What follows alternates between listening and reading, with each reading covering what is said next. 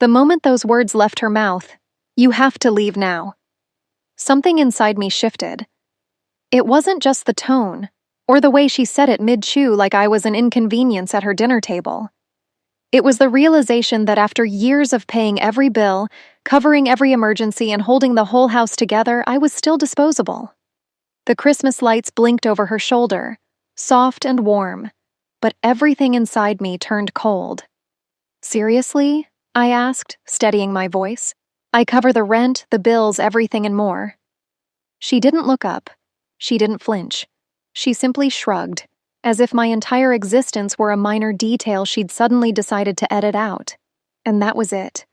That tiny shrug became the moment my life split into before and after. Here's the thing most people never understand until it hits them. Betrayal doesn't always announce itself with shouting. It often arrives wrapped in silence. That night while the house slept, I didn't cry or plead. I simply packed. Every box I taped shut felt like sealing away another piece of a version of myself that no longer existed. By dawn, I walked out without a sound, leaving behind the place I'd been holding together, and the people who never cared. But life has a way of turning the quietest exits into the loudest comebacks. And this is where my revenge began. Not with anger, but with purpose. The kind of purpose that makes you rebuild bigger than what broke you. The kind of purpose that makes people regret ever underestimating you. And if you're watching this, stay with me for the next few seconds, because the twist that turned my silent departure into the loudest victory of my life is something you won't want to miss.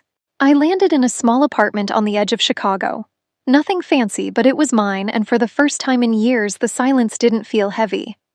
It felt like space. Space to grow, space to breathe, space to finally think about me. I worked double shifts, saved money like my life depended on it, and enrolled in night courses. Every day I rebuilt myself piece by piece, until the person staring back in the mirror was someone stronger than anything my past could throw at me. Meanwhile, the world I'd left behind was beginning to crack. At first it was small things, late fees, repair bills, groceries running low. My mother didn't realize that stability had never come from the house. It had come from me. And for the first time, she had to face what life looked like without my help. But I didn't focus on that. My revenge wasn't about watching her struggle. It was becoming someone she could no longer control, no longer guilt, no longer take for granted. My rise wasn't loud. It was steady. Powerful. A year later, the company I had joined offered me a chance most people only dream of. A leadership position that doubled my income and gave me the freedom to choose where and how I lived. I bought a home. Not just any home.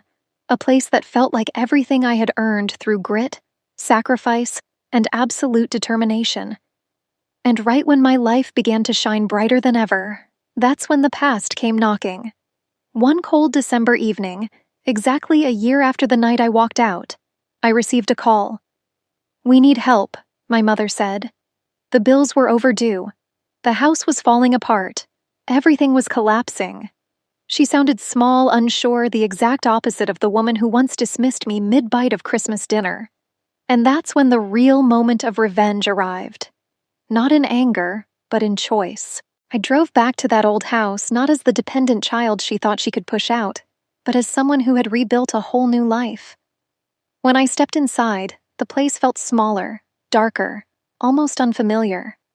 My mother stood in the doorway, hands twisting nervously. "We can't keep up," she admitted. "We need your help."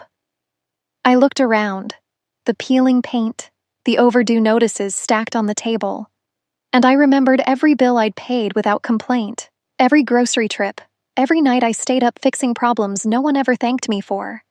And then I remembered Dawn, the moment I walked out without a word.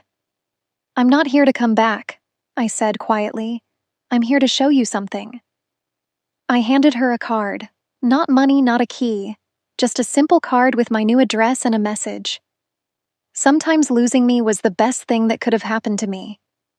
Her eyes widened, but I didn't stay to explain. I didn't owe explanations anymore. I walked out into the cold December air, feeling lighter than I ever had. My revenge wasn't cruelty. It wasn't shouting, it was success. The kind of success that forces people to confront the truth. You never needed them as much as they needed you. And here's what I want you to take from this. Because your story might not be the same, but your power is. If someone pushes you out, don't break, build. Build so strong that your comeback becomes the loudest thing they ever hear. Build so bright that the people who underestimated you can't look at your life without realizing what they lost. And if this story hit you somewhere deep, don't just scroll. Subscribe. Because your next chapter deserves to be stronger than your last. This is your moment to rise.